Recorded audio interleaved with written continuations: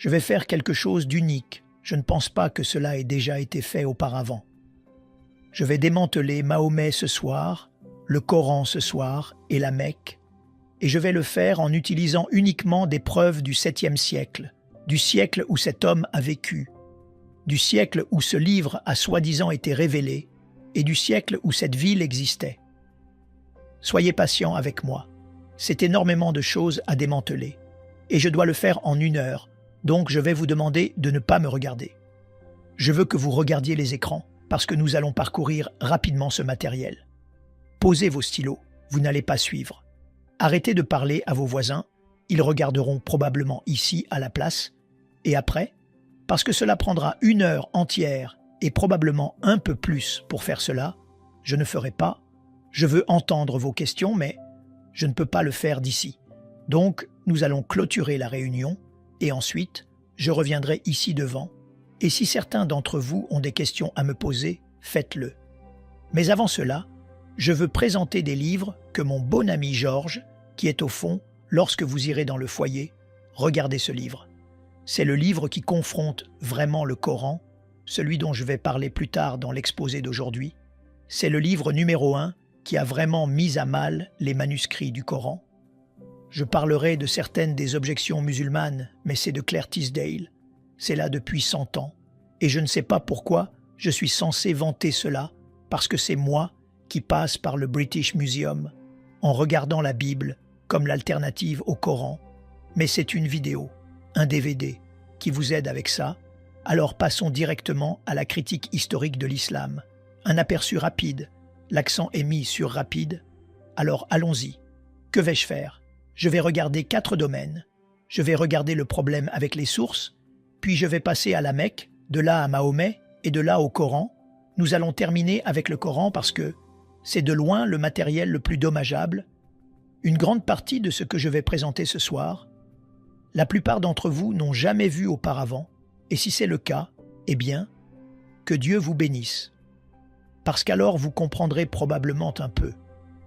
Mais pour la plupart d'entre vous, ce sera nouveau. Quelles sont les affirmations que les musulmans font concernant le récit islamique standard? S-I-N. N'est-ce pas génial? Péché.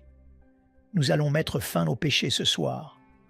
Le récit islamique standard ce sont leurs traditions. C'est ce que chaque musulman doit savoir. Chaque musulman. Qu'il soit radical, nominal ou libéral. Comment il marche, parle, mange, boit, dort dépend de ses traditions. Du récit islamique standard, maintenant ils croient tous.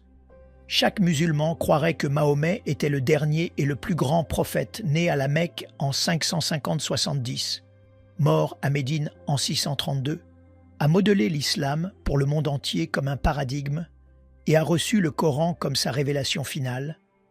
Par conséquent, le Coran et sa révélation envoyée entre 610 et 632, c'est la plus grande, la seule révélation parfaitement préservée selon l'islam, la révélation finale, et elle corrige tout ce qui s'est passé avant. Donc, l'islam, naturellement, dirait qu'il est leur religion finale basée sur la vie de Mahomet, et ses paroles, c'est la sunna et sur les enseignements du Coran. Conclusion. Eh bien, évidemment, ils dépendent de 3 choses. Le livre, l'homme, le lieu, et c'est ce que nous allons confronter ce soir. Le livre, l'homme, le lieu, le livre, le Coran, l'homme, Mahomet et le lieu, la Mecque, puisque tous les 3 sont fondamentaux pour l'islam, sans l'un d'eux, les 2 autres tombent, nous devrions enquêter sur les 3, et c'est ce que nous allons faire ce soir. Mais au 7e siècle, et dans la partie centrale de l'Arabie, le Hedjaz, où se trouvent la Mecque et Médine. Pour faire cela, nous devons commencer par les sources. Où allons-nous aller? D'où viennent toutes ces histoires? Tout ce que nous savons sur Mahomet, tout ce que nous savons sur la Mecque, tout ce que nous savons sur le livre lui-même doit venir d'une source. Alors allons voir cette source, parce que cela soulignera pourquoi il y a un problème avec tout le reste ce soir.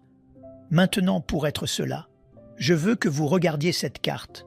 Voici une carte du Moyen-Orient de l'Arabie selon le récit islamique standard. L'empire de Mahomet englobait cette zone brune. Alors regardez la zone brune. C'est ce qui existait en islam jusqu'en 632 quand il est mort. Puis ce qu'ils nous disent, c'est que la période des Rachidoun est entrée en existence. Ce sont les 4 premiers califes suivants. Ils englobaient 7. Zone orange. Donc il y a l'expansion qui s'étend, et puis vous avez la dynastie Omeyyade, qui est le premier grand califat selon eux. C'est la zone violette. Je ne me soucie pas trop de la zone violette ce soir. Je veux regarder la zone brune et la zone orange. D'accord. C'est la zone que je veux regarder. Donc de Tripoli à l'ouest jusqu'en Afghanistan à l'est, de la Turquie au nord jusqu'au Yémen au sud. Soyez patients avec moi, allons-y. Maintenant voici ce qu'ils disent, c'est leur récit. Ce n'est pas mon récit. Ils disent que Mahomet est né en 570. Le Coran a été révélé à partir de 610, puis il monte et va de la Mecque jusqu'à Jérusalem, monte aux 8-7 cieux, rencontre Allah, descend, rencontre Moïse et découvre qu'il doit prier 50 fois. Moïse dit de le faire descendre. Alors il fait des allers-retours entre le 7e et le 5e ciel et le fait passer de 50 à 30 à 20 à 10 à 5 prières. Donc cela se passe en 621, puis il quitte la Mecque, monte à Médine en 622, vient et prend le contrôle de la Mecque et défait la Mecque en 633 et meurt ensuite en 632. Donc c'est la vie de Mahomet selon leur tradition. Une fois qu'il meurt, Abou Bakr prend le relais pendant 2 ans, il meurt paisiblement, et ensuite vient Omar qui prend le relais pendant 10 ans, lui ne meurt pas paisiblement, il est tué, et ensuite, bien sûr, Othman prend le relais, et il dure environ 12 ans avant d'être tué, mais pendant qu'il est là en tant que calife, le Coran est finalisé. Donc le Coran, le livre dont nous allons parler ce soir, a été créé. Ce livre que j'ai dans les mains ici vient d'Othman. C'est ce que chaque musulman vous dira. Et puis quand il est tué, Ali prend le relais. Et il ne dure qu'environ 5 ans avant d'être vaincu là lors de la bataille de Siffin par Muawiyah. Donc conclusion, l'islam était entièrement formé dans le Hedjaz en 661. C'est ce qu'ils disent. Croyez-vous tous cela? Nous dirons oui pour l'instant. D'accord. Dans environ 1 heure, vous pourrez dire non. Mais pour l'instant, disons simplement oui, continuez avec moi. Maintenant, voici la question. Tout ce que je viens de vous dire, comment diable et d'où tenez-vous cela? Eh bien, vous espéreriez que cela vienne de personnes qui vivaient réellement à cette époque, n'est-ce pas? Et de personnes qui vivaient réellement là, des témoins oculaires comme nous l'avons avec Jésus. Matthieu était un témoin oculaire, Jean était un témoin oculaire. Vous espéreriez que la même chose fonctionnerait avec l'islam? Eh bien, allons voir ce que nous trouvons, pour savoir qui était Mahomet, tout ce qui se serait passé, tout ce que je viens de vous montrer. Nous devons revenir aux sources pour toutes ces histoires. Maintenant, Mahomet meurt en 632. La première source que nous obtenons est ce que nous connaissons comme sa biographie, connue sous le nom de Sira, alors qui a écrit la biographie? Quelqu'un qui connaissait Mahomet, n'est-ce pas? Non. Le premier qu'ils prétendent qu'il écrit est Ibn Ishaq, qui est mort en 765. C'est 130 ans après Mahomet. Y a-t-il un problème là, les amis? D'accord, vous venez avec moi. Continuons. Mais nous n'avons pas Ibn Ishaq. Nous devons aller à ce gars ici. Ibn Hisham, c'est lui qui écrit réellement ce que dit Ibn Ishaq, jette la plupart et ne conserve que ce qu'il aime. Il meurt en 833. Après lui vient qui meurt en 835. C'est ce que nous savons sur Mahomet. Rien d'Ibn Ishaq. Alors débarrassons-nous simplement de lui. Le voilà parti. Mais ce n'est pas la seule chose que nous avons. Ce n'est pas la seule. Nous avons une énorme quantité de matériel sur Mahomet, sur ce qu'il dit. C'est connu sous le nom de hadith. Et les paroles, ce sont les paroles de ce que Mahomet a dit. Elles ont été écrites pour la première fois par Al-Bukhari. Maintenant, regardez sa date, 870. Vous pensiez qu'Ibn Hisham était assez mauvais? C'est 240 ans après les faits, et après lui, il y a d'autres, comme Sahih Muslim, Ibn Daoud, Tirmidhi, Ibn Majah, Nasa'i, et puis vous avez Ibn Ishaq. Donc ce sont les 6 compilations de hadiths faisant autorité qui ont été mises par écrit. Mais regardez, elles sont toutes au 9e et 10e siècle, n'est-ce pas? Puis vous avez encore 2 autres genres de ce que nous connaissons comme le récit islamique standard. Le tafsir sera les commentaires qui expliquent le Coran, et puis bien sûr le tariq, qui sera les histoires de toute l'humanité, jusqu'à Mahomet, d'abord écrite par Tabari. Regardez sa date, il est mort en 923. Maintenant je mets leur date de décès exprès. Parce que tout a été écrit normalement dans les 20 ans suivant leur mort, c'est quand il serait écrit. Mais cela pourrait changer et continuer à être manipulé. Je vais écrire jusqu'à leur mort. Remarquez que tout ce que je vous ai montré ne commence même pas à être écrit avant 200 ans. 200 ans après la mort de Mahomet, vous obtenez la Sira, et puis vous obtenez les hadiths 240 ans plus tard. Et ce n'est qu'au 10e siècle que vous obtenez même les 2 autres genres. Le nom d'Abdul Malik. Je le mets là parce qu'il est le premier à nous présenter quelqu'un appelé Mahomet. Regardez quand il introduit cela. Il l'introduit en 692. Mahomet est mort en 632. Vous avez 60 ans avant même qu'il ne soit introduit sur la scène mondiale. Est-ce que cela dérange l'un d'entre vous? Mais le Mahomet dont nous allons parler, le Mahomet de l'islam, ce Mahomet a été introduit par ces gens, les Abbassides. Et ils le font, ils arrivent au pouvoir en 749. Le Mahomet que nous regardons est entièrement leur invention, et ils ont eu 84 ans pour finalement obtenir sa biographie en environ 100 ans, pour obtenir ses paroles, et bien sûr les 2 autres genres. Donc Mahomet a été révélé 84 ans après que les Abbassides l'aient créé, 141 ans après qu'il ait été introduit pour la première fois, et pourtant 200 ans après qu'il ait soi-disant vécu. Ce sont tous trop tard. Maintenant, en plus de cela, jetons un coup d'œil aux gens qui les ont introduits, regardez où ils vivaient, tout ce qu'on nous a dit. Ils disent que cela se passe à la Mecque, à Médine, c'est le Hedjaz, c'est la partie centrale de l'Arabie, ces 2 cercles verts. Et pourtant, tous les écrivains de ces traditions travaillaient à Bagdad, qui est à 1200 milles trop loin au nord. Vous avez Ibn Hisham, qui est né à Bassora. Il a grandi au Caire, mais il a fait son travail à Bagdad. Le Caire est à plus de 990 milles de la Mecque.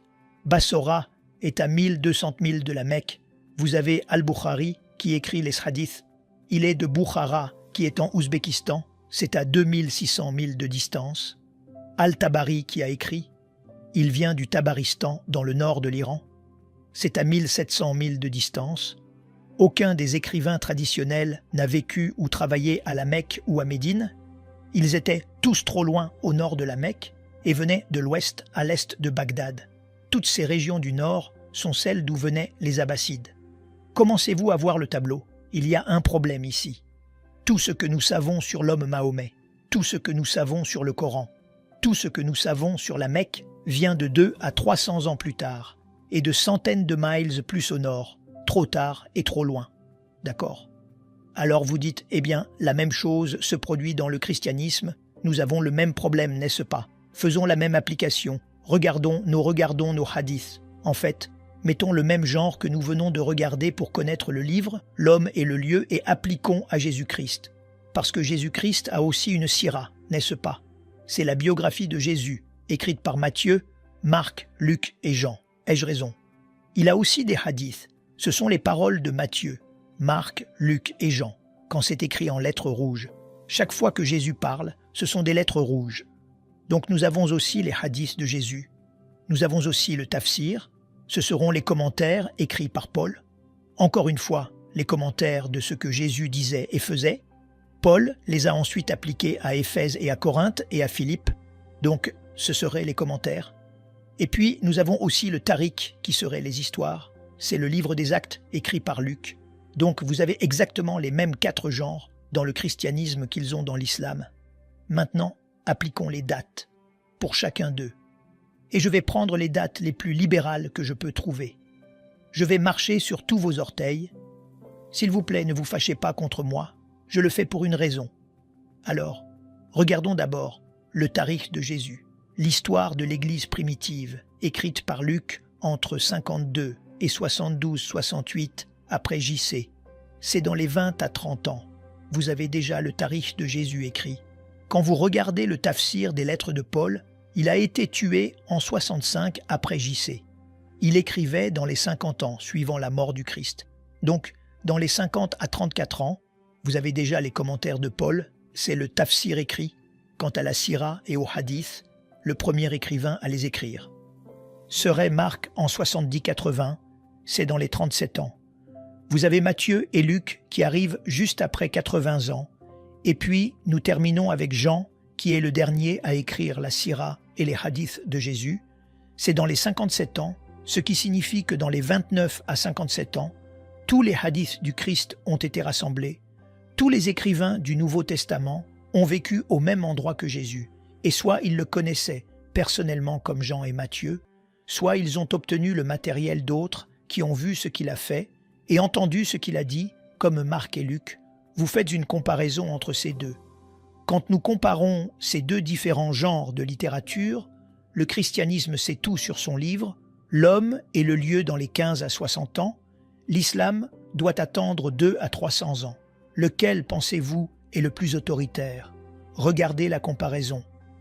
Les amis, Dieu merci, nous n'avons pas ce problème en comparaison. Si nous devions dépendre des sources pour Jésus par rapport à ce dont les musulmans dépendent pour Mahomet, Jésus ne commencerait pas à apparaître avant le IIIe siècle. Comment le défendrions-nous? Pourtant personne ne pose la même question à l'islam jusqu'à ce que nous le fassions maintenant ce soir. Donc je vais faire un pas de plus. Vous vous souvenez que je viens de vous dire qu'Ibn Hisham a écrit la sira de Jésus et qu'il est mort en 833 et que c'est 200 ans après les faits. Vous m'avez entendu dire ça, n'est-ce pas? J'ai menti. Nous n'avons rien d'Ibn Hisham. Rien n'a été écrit qui a été écrit par cet homme au IXe siècle. Alors d'où pensez-vous que vient ce livre? C'est le livre que vous devez tous lire si l'un d'entre vous fait une étude sur Mahomet. Vous devez lire La vie de Mahomet écrite par Alfred Guillaume. C'est l'ouvrage de référence que tout le monde doit consulter. D'où pensez-vous qu'il vient? Il ne vient pas d'Ibn Hisham. Il vient de ce monsieur ici, Heinrich Ferdinand Wüstenfeld, un chercheur allemand, arabisant, vivant dans les années 1800, qui pendant 2 ans, entre 1858 et 1860, est allé dans 4 villes allemandes différentes, c'est en Europe, dans différentes écoles et certainement différentes bibliothèques, et il a simplement commencé à rassembler tout ce qu'il pouvait trouver sur cet homme nommé Mahomet, l'a rassemblé pendant cette période de 2 ans et l'a publié en 1860. C'est la biographie que vous devez tous lire parce qu'elle a été prise par Alfred Guillaume, qui l'a traduite d'abord en français, puis en anglais. Tout ce que nous savons sur Mahomet vient de ce chercheur allemand, et cela ne date que de 160 ans. L'homme dont les musulmans dépendent pour savoir qui était leur prophète ou ce qu'il a fait est un linguiste allemand âgé qui a écrit l'histoire de Mahomet il y a 160 ans, donc plus de 1000 ans trop tard. Pouvez-vous imaginer comment ils vont défendre cela? Comment, s'il y a des musulmans ici, allez-vous défendre votre prophète maintenant en regardant à quel point tout est tardif concernant ce qu'il a fait là-bas, soi-disant au 7e siècle? Vous pouvez le voir dans le dilemme pour les chercheurs aujourd'hui. Leurs conclusions sont que l'islam, tel que nous le connaissons, n'existait pas au 7e siècle, mais a évolué sur une période de 5 siècles, 2 à 300 ans. Le Coran n'a probablement pas été révélé à un seul homme en 22 ans comme les musulmans nous le disent, mais a probablement évolué sur une période de 50 à 100 ans. La conclusion, l'histoire de l'islam, au moins depuis l'époque du calife Abdul Malik, 685 à 705, et avant, est une fabrication ultérieure. Maintenant, si c'était le cas, le problème est-ce bien? Que allons-nous faire? Comment se fait-il que vous puissiez voir ce qui les préoccupe? Ils ont dit, eh bien, où devons-nous aller? Je suggérerais, retournons au 7e siècle, puisque nous ne pouvons pas faire confiance au 9e et 10e siècle. Pour ce que Mahomet faisait ou comment était le Coran au 9e et 10e, désolé, Retournons au siècle où vivait Mahomet, retournons au siècle où la Mecque existait, et retournons au siècle où ce livre a été écrit. Alors, commençons par la Mecque. Pourquoi je veux commencer par la Mecque? Vous verrez pourquoi. La Mecque est extrêmement importante. Rappelez-vous que l'islam dépend de 3 jambes. Vous enlevez une des jambes, les 2 autres s'effondrent. Donc si vous commencez par le livre, l'homme est le lieu pour les 3 jambes. Si vous commencez à confronter la Mecque, ça commence à vaciller. Une fois que vous fermez la Mecque, tout le reste s'effondre. Parce que s'il n'y a pas de Mecque, alors peu importe qui est Mahomet, ou quel est le nom, ou où vous le trouvez, il n'est pas à la Mecque, n'est-ce pas? Et si ce n'est pas à la Mecque, alors de quel Mahomet parlons-nous? Et peu importe quel Coran nous regardons, il ne vient pas de la Mecque. S'il ne vient pas de la Mecque, bingo! Alors, vous avez un Coran différent. Alors, fermons d'abord la Mecque. Commençons par la Mecque et voyons ce que nous pouvons trouver. Maintenant, c'est ce qu'ils prétendent, selon les traditions, selon le récit islamique standard. La Mecque est où Adam et Ève sont jetés au chapitre 7, verset 24 du Coran. Ils sont chassés du jardin d'Éden à la Mecque. Donc évidemment, c'est la plus ancienne ville de l'histoire. N'est-ce pas? Il faut avoir des gens pour avoir une ville. Et il n'y a personne avant Adam et Ève. Donc c'est évidemment la plus ancienne ville de l'histoire. C'est là qu'Abraham a vécu selon le chapitre 21 du Coran, versets 51 à 71. C'est 1900 avant JC. Donc elle devait avoir existé, alors désolé. Revenons en arrière. C'est aussi le centre du commerce nord-sud-est-ouest. Donc ce devrait être l'un des lieux les plus connus et les mieux documentés de l'histoire. Maintenant, c'est aussi, selon le Coran, le centre de l'histoire. Mais voici le problème. Ouvrez le Coran et voyez si vous pouvez trouver ce mot, la Mecque, dedans. Vous ne le trouverez qu'une seule fois, au chapitre 48, verset 24. Donc ce n'est pas un livre, ce n'est pas un lieu auquel on fait très souvent référence, sauf une fois, c'est le lieu du prophète. Alors, regardons et voyons ce qu'il dit sur le lieu du prophète dans le Coran. Eh bien, c'est la mère de tous les établissements, selon le chapitre 6. C'est là où Adam et Ève ont été jetés, selon le chapitre 7. C'est là qu'Abraham a vécu, selon le chapitre 21. C'est là que Mahomet est né. Et c'est aussi là que la Mecque est devenue le centre de la Qibla, la direction de la prière, selon le chapitre 2. Maintenant, ce qui précède implique que des gens y ont vécu depuis le tout début. Pourtant, la seule référence que nous pouvons trouver est le chapitre 48-24, si c'est un lieu si important. Pourquoi n'y a-t-il qu'une seule référence? Si vous regardez les traditions qui sont écrites beaucoup plus tard, elles sont écrites au 9e et 10e siècle. La Mecque existe maintenant, ce n'est pas un problème, mais regardez où elle la place. Remarquez ce que disent les traditions. Ce lieu du prophète, qui est la Mecque, est dans une vallée, et a une vallée parallèle. Il a des ruisseaux, il a des ruines d'un pilier de sel juste à l'extérieur. Il a des champs et des arbres, et de l'herbe et des fruits, et de l'argile, et du limon, et des oliviers. Les amis, ça a l'air d'être assez verdoyant, n'est-ce pas? Beaucoup de végétation, beaucoup d'eau. Regardez la Mecque, il n'y a pas de ruisseau.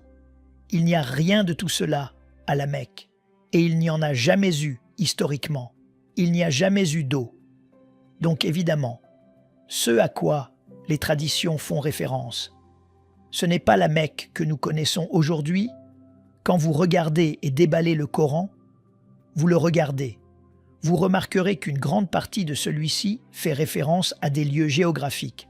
65 références géographiques. Mais seulement 9 lieux sont nommés et encore, il fait référence à ces gens de 23 fois ces gens de Sélus bibliques, 24 fois les gens de Tamoud, ce seraient les Nabatéens, c'est 7 fois les gens de Madian, ce sont les Madianites, mais jetez un coup d'œil sur la carte et voyez où ils sont tous placés. Ils sont là-haut, en Jordanie. La Mecque est tout en bas de la carte. La voyez-vous là-bas? Il y a 600 000. Si ce prophète avait un contact quotidien avec ces gens de Madian, il devrait avoir un hélicoptère ou un avion pour monter et descendre en 1200 000 en une seule journée. Il n'avait là pas d'hélicoptères à l'époque. Pouvez-vous voir un problème, les amis? Évidemment. Qui que soit ce prophète qui a cette relation avec tous ces gens, soit il devait vivre là-haut, soit ce n'est rien de plus que de la fiction. Quand nous regardons les prophètes, un prophète après l'autre, Adam et Ève, Seth, Ismaël, Noé, Saleh, la reine de Saba, Daniel, ils ont tous été enterrés à la Mecque. Plus de 300 prophètes sont enterrés à la Mecque. Maintenant, quand ils sont enterrés dans une position agenouillée, afin qu'ils continuent à être préservés dans cette position agenouillée. Si c'était le cas, qu'ils soient encore là aujourd'hui, n'est-ce pas? Alors regardez toute l'énorme quantité de construction qui se passe autour de la Mecque. C'est la construction que vous voyez là. Cette tour est le 4e plus haut bâtiment du monde. Quand vous la regardez, vous remarquerez tous les bâtiments autour. Vous devez avoir d'énormes fondations pour construire quelque chose d'aussi haut. Comme ils construisent ces fondations, ils auraient dû tomber sur un prophète. Ils n'en ont trouvé aucun. Ce qui suggère qu'aucun de ces prophètes n'a été enterré là. Si ce qui précède était vrai, cela signifierait que presque toute la Bible devrait être réécrite, car tous nos prophètes sont à 600 à 1000 milles plus au sud. Alors quand est la première référence que vous pouvez trouver sur la Mecque? Elle vient de l'Apocalypse du Pseudo-Méthode, continué Auto-Byzantium, Arabica 741 après JC. Mahomet est mort en 634, 632. S'il a même vécu, c'est plus de 100 ans plus tard que nous obtenons la première référence à cela. Qu'en est-il des cartes? Est-ce que la Mecque y figure? Ptolémée est la meilleure source à consulter, car il a écrit la géographie de l'Arabie. Et il y a ceux qui ont pris sa géographie et en ont fait des cartes, comme Leonardo Hall dans les années 1400. Remarquez que lorsque vous regardez la carte, la Mecque n'y est pas. En voici une autre réalisée par Laura Fries en 1541. Remarquez que la Mecque n'y est pas non plus. En voici une autre mettant ce que Ptolémée a dit, réunie en 1571 par Sebastian Münster. Même problème. La Mecque n'existe tout simplement pas sur aucune de ces cartes. Voici une carte du 7e siècle qui a été rétablie jusqu'en 730, voyez-vous? La Mecque dessus, moi non. En voici une autre rétablie jusqu'au 7e siècle. Pouvez-vous trouver la Mecque sur l'une de ces cartes? Pas une seule. Donc certainement que Ptolémée ne connaissait pas cet endroit. Quand vous regardez les Qiblas, ce sont toutes les directions de la prière. Maintenant, rappelez-vous qu'au chapitre 2 du Coran, toutes les Qiblas étaient dirigées vers la Mecque selon le Coran lui-même. Dan Gibson, qui a fait le meilleur travail sur ce sujet, et il a examiné plus d'une centaine de mosquées, et il est allé à toutes leurs Qiblas et remarqué ce qu'il a trouvé. Du 7e siècle jusqu'au 8e siècle, jusqu'en 706, chaque Qibla fait face à Pétra, pas une seule Qibla ne fait face à la Mecque. Nous sommes au 8e siècle. Nous ne pouvons toujours pas trouver de mosquée faisant face à la Mecque. Ce n'est qu'en 715 que la première mosquée fait face à la Mecque. Qu'est-ce que cela vous dit? Pendant 100 ans, ils n'ont jamais su où était la Mecque et fixé le fait. Regardez où se trouvent toutes ces Qiblas. Elles sont à Médine, en Chine, en Inde, en Syrie, en Égypte, en Israël, en Jordanie, partout dans le monde, et pourtant aucune d'entre elles ne semble savoir où était la Mecque pendant plus de 100 ans. Ils ne savaient pas où était la Mecque. Étaient-ils si ineptes, ou est-ce que la Mecque existait même? Maintenant, nous arrivons à la théorie de la route commerciale. Et c'est ce que Montgomery Watt a aidé les musulmans. Il a essayé de les aider à montrer que vous pouvez trouver la Mecque si vous regardez simplement la route commerciale. Le commerce passait par la Mecque. Maintenant, le commerce avait l'habitude d'aller de cette façon, directement à travers le golfe Persique jusqu'à Bassora, à travers l'Irak, à travers la Syrie jusqu'au Liban. Mais ensuite, vous aviez les Sassanides qui ont commencé à guerroyer contre les Byzantins, et pendant 200 ans, du 5e au 6e et 7e siècle, ils ont fermé le golfe Persique à cause de ces guerres. Donc, le commerce a dû être réacheminé. Alors ce que dit Montgomery Watt, c'est qu'ils sont allés de l'Inde. Rappelez-vous que tout le commerce vient de Chine et d'Inde. Ils ne peuvent pas aller au nord à cause de l'Hindu Kush et de l'Himalaya. Alors ils traversent la mer d'Arabie. Ils viennent à Aden. Ils sont au sud et ils vont zip 1250 milles jusqu'à Gaza au nord. Maintenant remarquez que la Mecque est à mi-chemin. Et donc il a dit que la Mecque contrôlait ce commerce. Et c'est ainsi que la Mecque est devenue importante. Combien d'entre vous le croient? Personne ne va lever la main. Vous savez pourquoi? Parce que je vais le démanteler. Mais je ne vais pas le démanteler. Le docteur Patricia Crone l'a démantelé. Cette femme danoise a lu et écrit 15 langues archaïques. Combien d'entre vous pourraient lire et écrire 15 langues archaïques? Probablement la plus grande érudite de son époque. Elle vient de mourir il y a quelques années. Elle était mon autorité. Elle était celle qui m'a aidé quand j'ai commencé mon doctorat là-bas au Royaume-Uni. Et elle a regardé cette carte et elle a vu deux problèmes. Voyez, si vous voyez les mêmes deux problèmes, c'est le premier. Elle a dit « Attendez une minute. Si vous prenez toutes les marchandises à Aden et que vous remontez le long de ce que nous appelons le plateau occidental où se trouvent les oasis, vous devriez monter jusqu'à Taïf et ensuite, de Taïf, vous devez descendre à la Mecque à 3000 pieds et ensuite, de la Mecque, vous devez remonter jusqu'à Yatrib et ensuite, de Yatrib jusqu'à Gaza au nord. Voyez-vous un détour là? Puis-je souligner exactement pourquoi elle dit cela? Regardons cette carte topographique et plaçons simplement ces villes qui sont sur le commerce. Il y a Aden, il y a Sana, il y a Taïf, il y a Yatrib, Tabouk, Petra, et ensuite jusqu'à Gaza. Vous remarquez qu'elles sont toutes sur le plateau occidental. Le voyez-vous? Pouvez-vous voir sur cette carte topographique où se trouve la Mecque, bingo, juste là, à 3000 pieds en contrebas de Taïf. Laissez-moi vous donner une autre carte. En voici une autre. Une carte topographique avec des lignes. Il y a Aden, il y a Sana, il y a Najran, il y a Taïf. Maintenant, vous pouvez voir Yatrib, il y a Tabouk, Petra et Gaza. Où est donc la Mecque? Bingo! Maintenant, pouvez-vous voir qu'elle est bien en dehors du plateau occidental? Elle n'avait pas d'eau. Pourquoi iriez-vous de Taïf descendre 3000 pieds jusqu'à une ville ou un endroit qui n'avait pas d'eau ni de nourriture pour vos chameaux, puis remonter 3000 pieds pour arriver à Yatrib? C'était donc le premier problème. Mais voici le deuxième problème, a-t-elle dit. Pourquoi diable iraient-ils même chercher leur matériel à Aden et parcourir 1250 milles par voie terrestre, alors qu'ils ont une voie navigable à gauche? Pourquoi ne restez-vous pas simplement sur le bateau, même aujourd'hui? Regardez comment toutes nos marchandises sont envoyées dans le monde entier. Elles sont envoyées par bateau, n'est-ce pas? C'est le moyen le moins cher d'envoyer quoi que ce soit. Et vous avez la mer Rouge à gauche. Alors pourquoi n'ont-ils pas emprunté la mer Rouge? Maintenant, elle est intelligente, parce qu'elle lit et écrit 15 langues. Elle est retournée à tous les documents commerciaux du 2e, 3e, 4e, 5e, 6e jusqu'au 7e siècle, quelque chose qu'aucun musulman n'a jamais fait, et elle a écrit un livre intitulé Meccan Trade and the Rise of Islam en 1987 et a reçu des menaces de mort à cause de ce qu'elle a trouvé. Voici ce qu'elle a trouvé.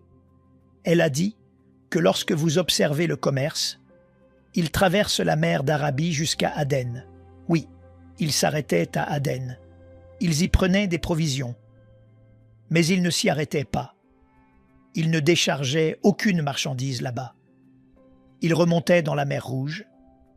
Ils allaient à Adulis, et elle a trouvé Adulis encore et encore, et puis d'Adulis remontait la mer Rouge jusqu'à Petra, et puis de Petra à Gaza, et puis de Gaza à travers tout le monde méditerranéen. C'est ce qu'elle a trouvé. Mais elle n'est pas allée assez loin. C'était en 1987. Nous avons trouvé autre chose, voyez-vous. Ce qu'elle n'a pas réalisé, c'est dans quelle partie de la mer Rouge et de quel côté de la mer Rouge ils sont allés pour faire cela. Vous devez regarder les cartes topographiques depuis l'espace et vous devez voir où sont les canaux. Voyez-vous la ligne bleue foncée là, juste au milieu de la mer Rouge? Je vais mettre une ligne rouge dessus pour que vous puissiez encore mieux la voir. C'est là que vont les gros navires aujourd'hui. Mais au 7e siècle, Ils n'avaient pas de gros navires. Alors où allaient-ils? Ils allaient là où se trouvent les lignes oranges, les lumières dorées. Ce sont les canaux qu'utilisaient les bateaux. Remarquez qu'ils ne sont pas du côté arabe, ils sont du côté africain. N'ai-je pas raison? Donc contrairement à la côte est de l'Arabie, qui était aride et sèche sans eau douce et donc peu peuplée, la côte ouest de l'Afrique avait beaucoup d'eau douce et avait de plus grandes populations. De plus, la côte ouest avait des ports facilement accessibles. Nous connaissons leurs noms, les voici. Les ports le long d'eux sont Assab, Adulis, continuez sur Souakin, Bérénice et Safaga. Regardez les dates. Ils sont tous antérieurs à l'islam. Remarquez qu'ils sont tous à une journée de bateau l'un de l'autre. Donc ils y allaient chaque nuit pour s'abriter. Ils existent depuis le IIIe siècle avant JC du côté de la mer Rouge. Je suis désolé. Du côté arabe de la mer Rouge, le seul port que nous connaissons s'appelle Yanbu, qui soutenait Yatrib. Qu'en est-il de Djeddah, qui soutient la Mecque? Les musulmans m'ont toujours demandé « Eh bien, Djeddah n'existait-elle pas non plus ?» Le docteur John Houting, qui est l'autorité mondiale sur Djeddah, a écrit son livre là-dessus, et si vous regardez son livre, il dit que Djeddah n'existait pas avant le 8e siècle après JC. Elle a été créée parce que la Mecque a été créée. La Mecque n'avait pas d'eau. Elle avait donc besoin de provisions. C'est pourquoi ils ont créé Djeddah. Donc, puisqu'il n'y en avait pas d'autres, débarrassons-nous de Djeddah et de la Mecque. Les voilà qui disparaissent de l'écran. Sans Djeddah, sans la Mecque, qu'advient-il de l'islam? Un grand X rouge? Qu'en est-il alors des civilisations? Peut-être qu'elle connaissait cet endroit. Demandons, et le docteur Patricia Crone est allée partout. Elle a posé cette question. Si la Mecque était la plus ancienne ville de l'histoire de l'humanité, quelqu'un, quelque part, aurait dû en entendre parler, alors elle est allée et elle a regardé. Et j'ai regardé tous les empires pour voir ce qu'ils disaient. Maintenant, rappelez-vous qu'elle lit et écrit 15 langues. Donc elle a lu tout dans sa langue d'origine. Les Assyriens, elle n'a rien trouvé sur la Mecque. Les Babyloniens ne savaient rien de la Mecque. L'Empire romain ne savait rien de la Mecque. Les Perses non plus. Qu'en est-il de ceux qui en sont beaucoup plus proches, comme les Nabatéens? Ils ne savaient rien de la Mecque. Et les Sabéens ne savaient rien. Et les Himyarites non plus, ni les autres, ni les Kinda, ni les Kédarites, aucun de ces peuples, y compris les Nubiens, juste de l'autre côté de la mer Rouge. Aucun d'eux n'avait entendu parler de la Mecque, pas un mot, jusqu'au 8e siècle. Qu'est-ce que cela vous dit de la Mecque, les amis? Si c'est le centre de l'histoire, si c'est la plus ancienne ville de l'histoire, c'est là qu'Abraham a vécu. Si tout le commerce maintenant nord, sud, est, ouest y passe, pourquoi personne n'en avait entendu parler? Eh bien, qu'en est-il des autres villes qui se trouvaient dans cette région? Demandons et voyons si elles y sont, car il y a beaucoup de villes dans cette région ou de villages. Pas vraiment de villes, ce sont des hameaux, et voyons si l'histoire les connaît. Regardons Najran, qui se trouve à environ 400 milles au sud. Une petite ville, mais Strabon en parle beaucoup. Pline l'Ancien en parle. Ptolémée en parle. Idrizi, tout cela, c'est bien connu. Qu'en est-il de Sana dans cette région, juste à côté de la Mecque? Oui, elles sont bien connues. Les Grecs en parlent depuis le 6e siècle avant JC. Ils font référence à ces lieux. Il y a tout un livre écrit sur leur histoire. Petra, Zygovski a écrit un livre entier sur l'histoire de Petra, où Muhammad a écrit une autre histoire là-dessus. Pourquoi toutes ces villes insignifiantes sont-elles mentionnées, mais aucune d'entre elles, pas une seule, ne mentionne la Mecque? Je vais vous dire pourquoi. Pour savoir pourquoi, regardez une carte et vous verrez pourquoi. Regardez ces 4 cartes. Ce sont 4 images topographiques de l'Arabie. Que remarquez-vous sur la Mecque et Médine? Eh bien, la partie centrale où se trouvent Médine et la Mecque est un désert, n'est-ce pas? Là où elles sont mortes, il n'y a pas d'eau. Là où il n'y a pas d'eau, il n'y a pas de nourriture. Là où il n'y a pas de nourriture, il n'y a pas de gens. Là où il n'y a pas de gens, il n'y a pas de ville. Là où il n'y a pas de ville, il n'y a pas de civilisation. Là où il n'y a pas de civilisation, il n'y a pas d'histoire. C'est aussi simple que cela. Combien de temps m'a-t-il fallu pour dire cela? 10 secondes, et vous pouvez faire de même. Il faut avoir de l'eau, les amis. S'il n'y a pas d'eau, il n'y a pas d'histoire. C'est pourquoi elle était appelée Patria Deserta par les Romains. Cela a toujours été un désert. C'est pourquoi aucun des prophètes n'aurait pu y venir. Personne n'en a jamais entendu parler. Tout comme Mars sans eau, cela ne vaut même pas la peine d'y aller. Mais nous devons y aller. Allons au Hajj. Parce que le Hajj est là où vous devez découvrir si le Hajj a été là depuis le tout début. Alors, il devrait aussi être archaïque. Il devrait être le centre de l'histoire. N'ai-je pas raison? Quand vous allez au Hajj, et ceux d'entre vous qui ne peuvent pas y aller parce que vous n'êtes pas musulmans, mais vous y allez et vous faites le tour de ce bâtiment carré appelé la Kaaba 7 fois. Pourquoi faites-vous le tour 7 fois dans le sens inverse des aiguilles d'une montre? Bonne question, je vais vous le dire. Pour cela, vous devez aller à Petra. Petra a aussi une Kaaba autour de laquelle vous tournez 7 fois dans le sens inverse des aiguilles d'une montre. Pourquoi a-t-elle une Kaaba? Eh bien, vous devez aller dans cette ville. La reconnaissez-vous? Jérusalem. Vous devez retourner à Jérusalem qui avait aussi une Kaaba. Rappelez-vous que Kaaba signifie carré en arabe. Cela signifie aussi carré en hébreu. Et la Kaaba en hébreu était le Saint des Saints. Et les Juifs en faisaient le tour 7 fois, dans le sens inverse des aiguilles d'une montre à cause de Jéricho. Dieu leur avait dit de le faire 7 fois, dans le sens inverse des aiguilles d'une montre. Ils le faisaient toujours comme pèlerinage à Jérusalem. Donc la Kaaba qui était à la Mecque vient de Jérusalem, ça devient encore mieux que ça. Après en avoir fait le tour 7 fois, ils courent alors d'avant en arrière entre Safa et Marwa, les 2 montagnes qui s'y trouvent. Regardez, est-ce que ça ressemble à des montagnes pour vous? Elles ne font qu'environ 20 pieds de haut. Vous pouvez y grimper quand vous êtes enfant. Ce ne sont pas des montagnes, ce sont des rochers. Ils s'appellent Marwa et Safa. Et les musulmans courent d'avant en arrière, 7 fois. Pourquoi? Parce que Agar est dans le désert. Voyez, chassée de la Mecque par Abraham, qui vit à la Mecque, elle s'enfuit dans le désert. Elle n'a plus d'eau.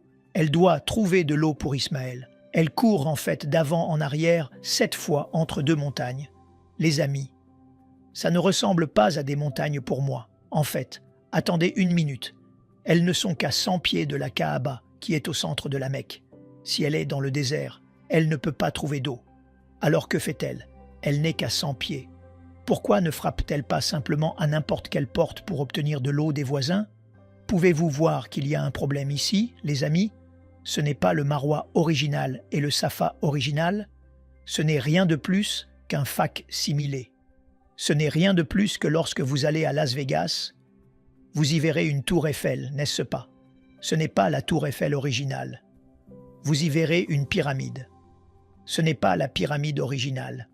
Ce ne sont rien de plus que des fac-similés. C'est ce que vous regardez. Alors où sont le Marwa et le Safa originaux? Certains pensent maintenant que c'est à Petra. Vous devez aller à Jérusalem, aller au mont Moria, où se trouve le mont du Temple. Quel est le nom de Moria en arabe? Vous descendez dans la vallée de Gihon et remontez au mont Scopus. C'est ce que faisaient tous les pèlerins. Et quel est le nom du mont Scopus en arabe? Safa, donc le Marwa original. Le Safa original sont à Jérusalem. Dieu bénisse les musulmans. Tout ce qu'ils ont fait a été plagié. Tout est plagié dans l'islam. Quand vous regardez le Hajj, vous pouvez voir que la Kaaba est plagiée. Vous pouvez voir que Safa et Marwa sont plagiés. Vous pouvez voir que la colline d'Arafat, je n'ai pas le temps d'y entrer, c'est plagié. Vous pouvez voir les Jamarat, où ils lancent 49 pierres. Pourquoi 49? Parce que c'est une multiplication de 7, qui est le nombre sacré dans le judaïsme. Ils ont juste plagié les chrétiens. Vous regardez le puits de Zamzam, c'est la même chose. Le même mot qui est utilisé pour le mont. Le puits là-bas à Jérusalem, la piscine de Siloé à Jérusalem, et puis nous arrivons à la pierre noire. Dieu merci, ce n'est pas plagié. Qu'est-ce que la pierre noire fait là sur le coin et de la Kaaba? Chaque musulman doit en faire le tour. Ils embrassent la pierre pour que leurs péchés soient pardonnés. Qui peut pardonner les péchés à part Dieu? C'est de l'idolâtrie, les amis, et c'est au cœur même de l'islam. Le centre même de l'islam est basé sur l'idolâtrie. Si les musulmans disent que Dieu est un, alors qu'est-ce que cette pierre fait là? Cela ne vient pas de Jérusalem. Comprenez-vous que je ne vais pas entrer là-dedans parce que je dis que je manque de temps. Je dois continuer. Regardez et allez sur Fonder Films. Nous avons tout mis là-haut. Nous déballons maintenant tout ce matériel pour que vous puissiez le voir. Donc, pouvez-vous voir que personne ne pouvait trouver la Mecque? Crone pouvait à peu près démystifier la théorie de la route commerciale. Gibson a démystifié les Qibla. Nous, je suis désolé. Crone aussi a démystifié, elle a non seulement démystifié cela, mais elle a aussi démystifié les cartes. Et puis nous avons démystifié la base du commerce passant par la mer Rouge, et puis bien sûr les 5 étapes du Hajj. Bien que la Mecque ait existé depuis Adam et Ève dans la sourate chapitre 7, verset 24, il n'y a aucune preuve de son existence nulle part jusqu'en 741, et tout ce que nous trouvons maintenant à la Mecque, nous pouvions le trouver auparavant à Pétra et maintenant encore plus tôt à Jérusalem. Vous êtes prêts pour Mahomet? Que savons-nous de Mahomet? Eh bien, dernier et plus grand prophète selon l'islam, modèle de l'islam pour le monde, récite, reçoit le Coran comme une révélation finale. Tout ce que nous savons de lui, nous pouvons le trouver dans la Sira. Mais comme je l'ai dit maintenant, il semble que cela vienne d'un érudit allemand nommé Wüstenfeld et les hadiths. Nous n'avons rien d'Al-Bukhari jusqu'au XIe siècle, et 8 de ces 9 volumes n'apparaissent qu'au XVIe siècle. Le même problème que nous avons avec le Coran, nous y viendrons dans un instant. Maintenant, est-ce qu'il est mentionné au 7e siècle dans la période où il est censé vivre? S'il existait, quelqu'un aurait dû le connaître, non? Ou dire quelque chose à son sujet? Alors, ce que nous devons faire, commençons par les pièces de monnaie. Parce que les pièces de monnaie, si un calife arrive au pouvoir, la première chose qu'un calife ou un roi fera, c'est frapper des pièces avec son nom dessus, son image dessus, et aussi à quelle dénomination il appartient, à quelle religion il appartient, et la date de la pièce, n'est-ce pas? C'est ce qu'ils font tous à ces époques anciennes. Parce qu'ils n'avaient pas de journaux, ils n'avaient pas de télévision, ils n'avaient pas de radio. Ils savaient que tout le monde toucherait des points. Alors voyons où sont les ateliers monétaires, selon l'islam. Tout ce que les califes faisaient était à Médine, qui est dans le sud, là-bas, dans le Hedjaz. Mais quand vous regardez les ateliers monétaires, remarquez où se trouvent tous les ateliers monétaires. Les ateliers monétaires sont tous là-haut, en Syrie, en Jordanie et en Israël aujourd'hui. Ce sont les ateliers occidentaux. Qu'en est-il de ceux de l'Est? Ils sont tous dans ce qui est aujourd'hui l'Iran et l'Irak. Il n'y a aucun atelier monétaire là où ils sont censés être. Toutes les pièces ont été frappées trop loin au nord. Ne l'ai-je pas dit plus tôt? Trop loin au nord, ce qui est intéressant, c'est que lorsque vous regardez les pièces elles-mêmes, la conclusion est qu'aucun de ces ateliers monétaires n'était dans le Hedjaz et qu'ils étaient plutôt trop loin au nord, peut-être parce que le Hedjaz était un désert sans eau, et là où il n'y a pas d'eau. Vous connaissez le reste de l'histoire. Regardons ensuite les pièces, parce que les pièces étaient frappées par des gens qui vivaient à cette époque, et c'étaient des dirigeants. Remarquez que lorsque vous regardez les ateliers monétaires, regardez les pièces du 7e siècle, 626, 36, 40, 650, jusqu'en 661, vous remarquez que presque toutes les pièces sont chrétiennes. Regardez les croix dessus, c'est ce que vous faites. Vous mettez la croix si vous êtes chrétien. Nous ne pouvons trouver aucune pièce au début du 7e siècle qui ait quoi que ce soit à voir avec l'islam, quoi que ce soit à voir avec Mahomet, quoi que ce soit à voir avec le Coran ou quoi que ce soit à voir avec la Mecque. Pas du tout. Donc, quand nous arrivons à Muawiyya, qui est le premier calife selon l'islam de la dynastie Omeyyade, le premier calife, regardez ces pièces. Il est censé être un bon musulman, n'est-ce pas? Mais regardez. Qu'est-ce qu'il a au-dessus de sa tête? Une croix. Regardez les deux qui sont à droite là-bas. Regardez les deux. Les deux. Du bas là-bas, il a une croix au-dessus de sa tête, il tient une croix dans sa main. Au dos de la pièce est écrit le mot Mahmoud qui est Mahomet. C'est la première référence à Mahomet n'importe où, et c'est en 663. Est-ce possible qu'il soit Mahomet? Non. Que signifie Mahomet en arabe? Le loué. Alors qui est le loué? Eh bien, s'il tient une croix et qu'il a une croix, qui pensez-vous que soit le loué? Quel est son nom? Merci. Prouvons-le. Alors allons à l'inscription. La façon dont vous mettez cela, c'est l'inscription par là et son nom, et il se désigne comme le serviteur de Dieu, le commandeur des croyants. Et qu'est-ce qu'il a juste là, en haut à gauche? Une croix. Alors de qui est-il un serviteur? Pour Dieu. Et pour quels croyants? Les chrétiens. Il était chrétien. Les amis, toutes les pièces le disent. Elles ne mentent pas. C'est le 7e siècle. Il règne jusqu'en 680. Et ensuite, vous avez Abdul Malik qui arrive au pouvoir en 685. Abdul Malik est celui que nous devons regarder parce qu'il introduit de nouvelles pièces qui introduisent la shahada. Il n'y a qu'un seul Dieu, mais Dieu. Mahomet n'est rien de plus que le serviteur de Dieu. Mais rappelez-vous que le Mahomet est un titre. Cela signifie le louer, n'est-ce pas? Alors que fait-il? À cause de cela, il met cela là-haut. Justinien II part en guerre contre lui, c'est l'empereur byzantin. Abdul Malik gagne la bataille et il met cette pièce avec lui-même comme victorieux. Je ne savais pas que vous pouviez mettre des images de vous-même sur vos pièces, pas si vous êtes musulman. Donc évidemment, il n'est pas musulman. Évidemment, ce Mahomet qui est là n'a rien à voir avec lui.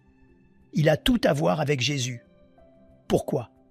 Regardez simplement le dôme du rocher qu'il a construit. Regardez les inscriptions sur le dôme du rocher qu'il a construit en 691. Quand vous regardez les descriptions, vous verrez qu'elles attaquent toute la divinité de Jésus, sa christologie, la Trinité et sa filiation. Toutes ces inscriptions disent pas trois, car Dieu est un, et il n'a pas de fils. Car vraiment, Dieu n'engendre pas et n'est pas engendré. L'un est au chapitre 4, versets 160 et 11 du Coran, l'autre est au chapitre 112. Ceux-ci attaquent tous Jésus-Christ, et ensuite vous obtenez car vraiment il n'y a qu'un seul Dieu, mais Dieu est le loué. Alors qui est le loué? C'est tout sur Jésus, n'est-ce pas? Donc le loué n'est rien de plus que le messager de Dieu. Il était un chrétien antitrinitaire attaquant le christianisme byzantin. Pourquoi? Parce qu'ils sont sa plus grande menace en tant qu'autre superpuissance de son époque. Il introduit ensuite cette pièce, c'est ma pièce, je l'ai achetée maintenant, et tout cela attaque Jésus-Christ. Les amis, c'est le début de ce qui est devenu plus tard l'islam. Tout a commencé par cet homme, et c'était tout pour confronter Jésus-Christ. C'est tout contre notre Seigneur. Les pièces ne mentent pas, si vous voulez aller aux inscriptions. Les inscriptions trouvent exactement la même chose. Elles se trouvent au nord, elles se trouvent au sud, aucune d'entre elles ne se trouve au milieu. Pourquoi pensez-vous qu'elles ne se trouvent pas au milieu? Il n'y a pas d'eau. Voilà, mon garçon, vous apprenez vite. Ilka Lindstedt est celui qui a daté le... Il était celui qui a regardé le rocher dans les inscriptions, et il a regardé la période de 100 ans, entre 640 et 740, et il a remarqué que toutes ces inscriptions qui sont écrites en arabe, elles ont une formule, mais elle n'a rien à voir avec l'islam. C'est une formule pieuse qui a beaucoup plus à voir avec le christianisme. Ce n'est que vers 690 à 790, 710 que le prophète Mahomet est introduit dans ses inscriptions. Les droits musulmans tels que les pèlerins et les pères et le jeûne sont introduits vers 720. Et Mahomet, en tant qu'homme, et le peuple appelé musulman, et la religion appelée islam, ne sont introduits qu'en 730. C'est plus de 100 ans après Mahomet. Si Mahomet existait même, ce n'est que dans les années 730 et suivantes qu'il y a des preuves de la dévotion populaire à un homme nommé Mahomet en tant que prophète et messager, ce qui rend les traditions islamiques incroyablement gênantes. Il y a un silence de 100 ans avant cela qui indique que l'islam n'existait pas en tant que religion distincte jusqu'à longtemps après l'époque de Mahomet, ce qui jette un doute sur le fait qu'il ait joué un rôle dans le démarrage de l'islam. Je vais passer rapidement à travers ceci. Je veux juste vous montrer. Qu'en est-il des références à Mahomet au 7e siècle? Il y a des références majeures. Il y en a 4. Seulement les 4 références.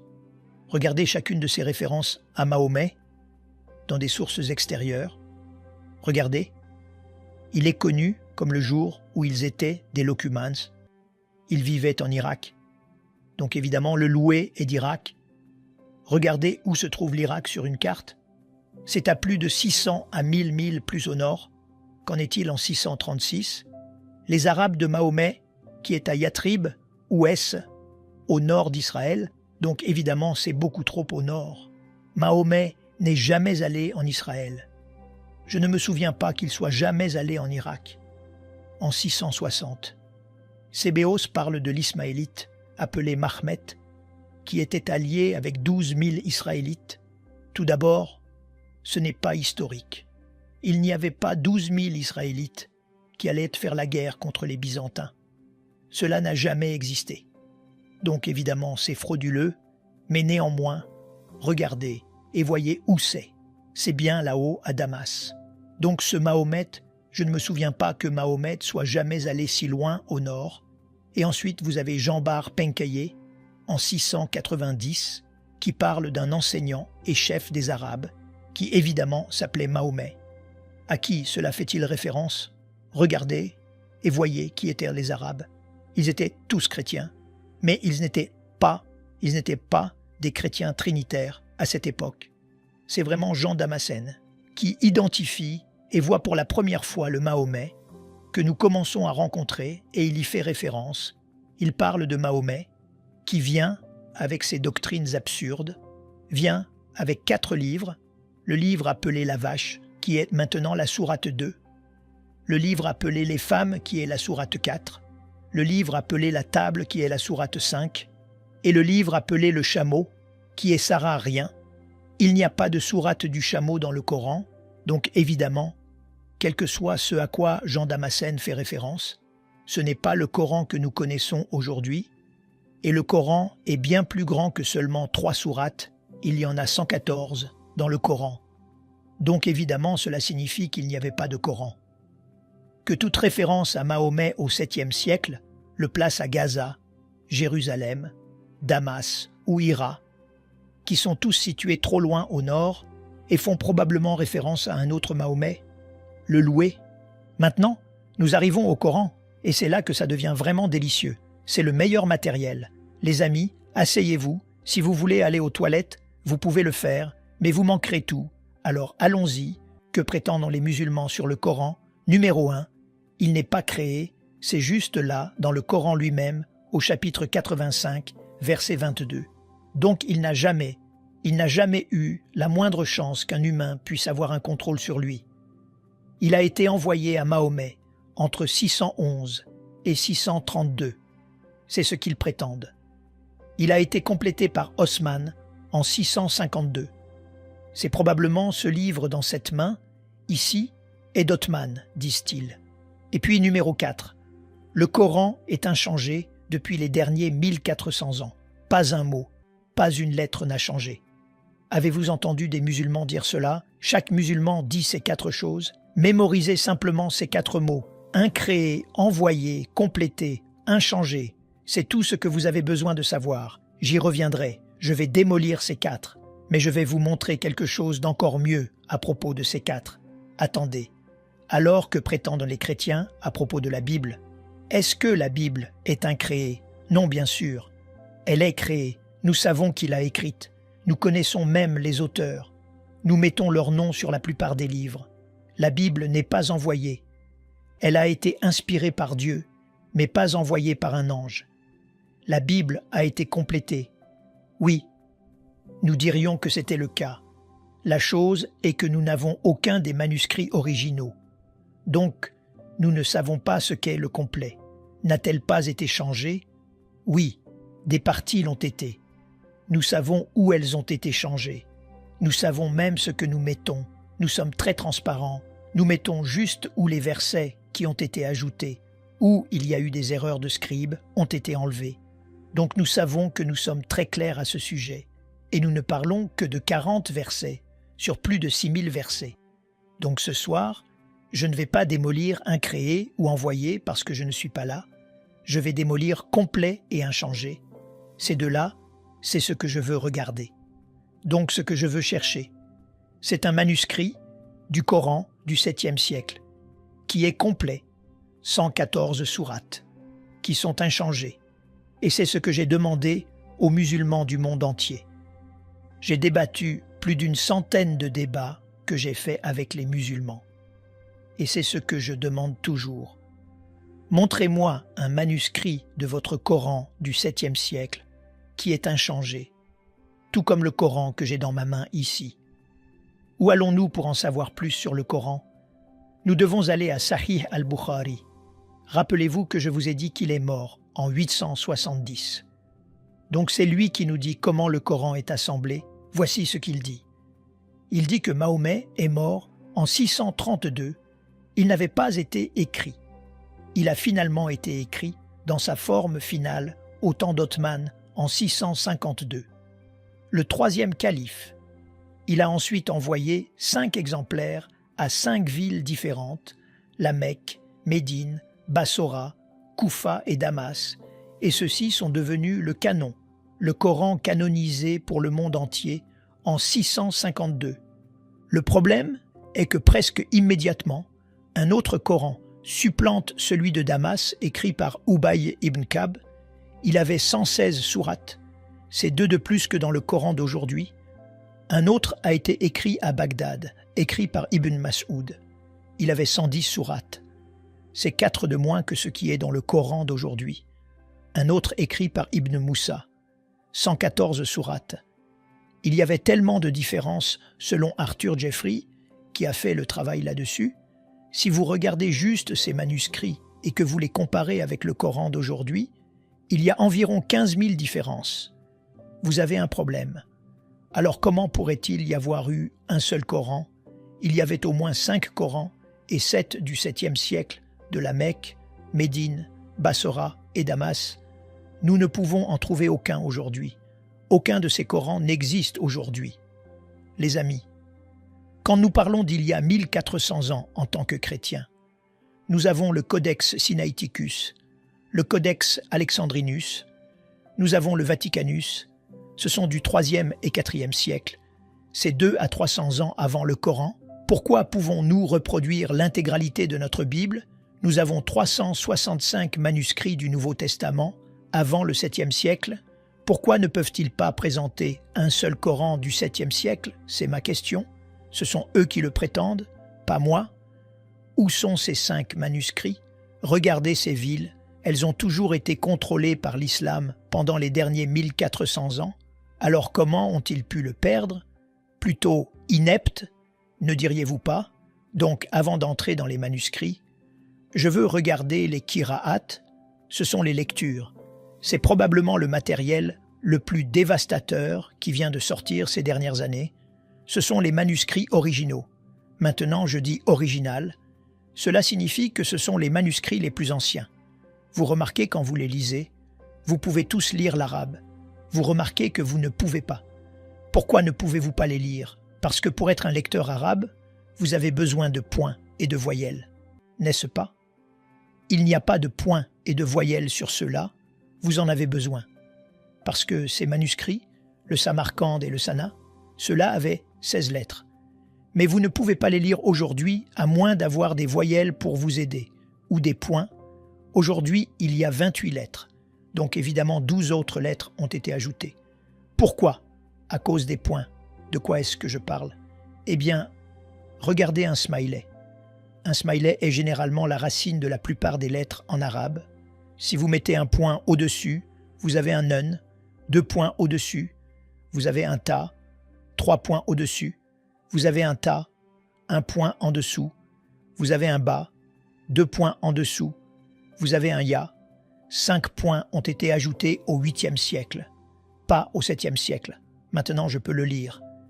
Mais cela n'existait pas au 7e siècle. Aucun des manuscrits que vous venez de voir. Attendez, qu'en est-il des différences dialectales? Vous devez avoir 3 voyelles pour avoir des différences dialectales.